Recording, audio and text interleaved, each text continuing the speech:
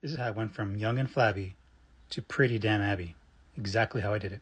The first thing I did was I lost 30 pounds. I got really, really skinny by doing a lot of cardio and dieting hardcore because I didn't know anything about lifting or protein intake or your calorie count. This is a common mistake with a lot of beginners because they don't know, the ins and outs, but it's not very complicated, but I mean, just takes a little bit of research. So from this point on, I started eating a lot more protein. I started getting whole natural ingredients, and I just kept on going with the gym and lifting heavier and heavier, also doing cardio at the same time.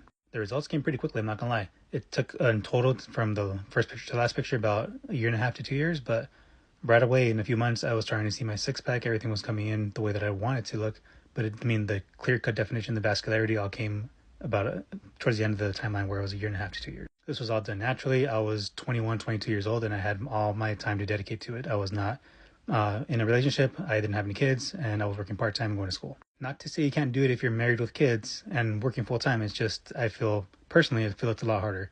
It takes a lot more effort and dedication. If you want to get into the nitty gritty, I was on about 2012 calorie intake, and I was eating about 180 grams of protein.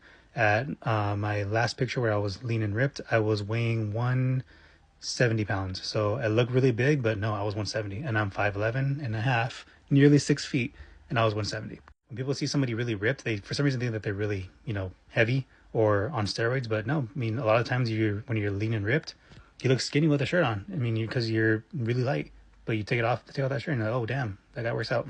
I still have the same exact program I did from the workouts to what I was eating, but I mean, I've switched things up, since I've learned a lot more since then.